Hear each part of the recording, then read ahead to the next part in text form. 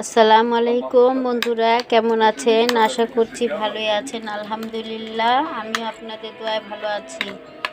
আজকে আমি একটা নতুন রেসিপি আপনাদের সাথে শেয়ার করে নিচ্ছি।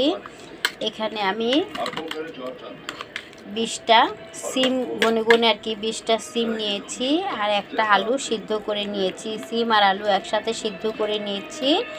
এর সাথে আমি আবার 2টা মাছ আমি সিদ্ধ করে নিয়েছি। এই মাছের সাথে ওয়ালাইকুম সালাম। এখানে চারটা 5টা হবে, হ্যাঁ 5টা শুকনো মরিচ টেলে নিলাম, আর সাথে পেঁয়াজ কুচি আছে।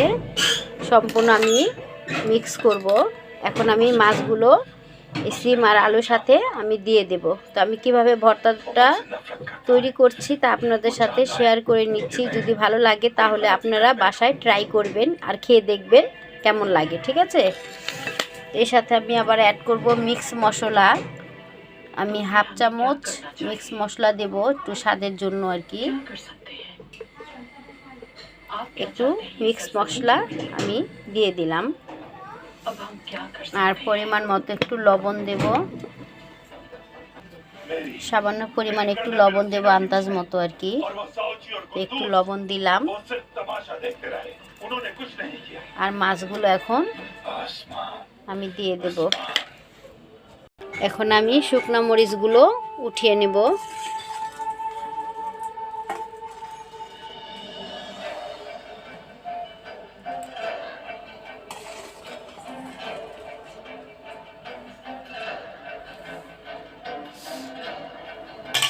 সামান্য পরিমাণ একটু তেল দেব আর কি। মরিচটা যে ভেজেছি সে গরম গরম তেলটা একটু ঢেলে দেব। তো আমার বাতিটা খুবই অন্ধকার আর কি, একটা লাইট লাগাতে হবে।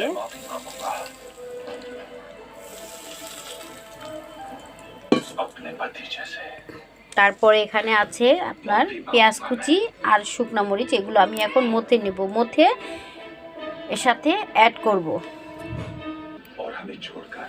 মথে নেওয়া হয়ে গেছে, এখন এগুলো সম্পূর্ণ আমি দিয়ে দিলাম।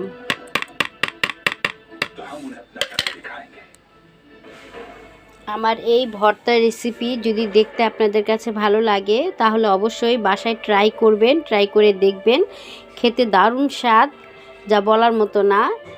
এখানে আমি সিম, আলু, পেঁয়াজ কুচি, তারপরে শুকনো মরিচ আর সর্ষে তেল দিয়ে আমি সব উপকরণ মিশিয়ে তৈরি করলাম।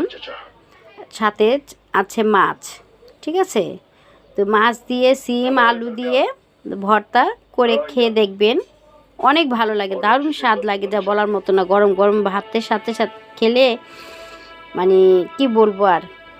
তো ট্রাই করে দেখতে পারেন আপুরা, ঠিক আছে? যদি আমার ভিডিও আপনাদের কাছে দেখতে ভালো লাগে তো অবশ্যই লাইক কমেন্ট শেয়ার করে দিবেন। যারা আমার নতুন বন্ধু আছেন তাদেরকে বলছি আপনারা সাবস্ক্রাইব করে দেবেন, আর পুরান বন্ধু যারা আছেন তাদেরকে অসংখ্য ধন্যবাদ আমার পাশে থাকার জন্য। এই বলে আমি বিদায় নিচ্ছি। আল্লাহ হাফেজ, আসসালামু আলাইকুম।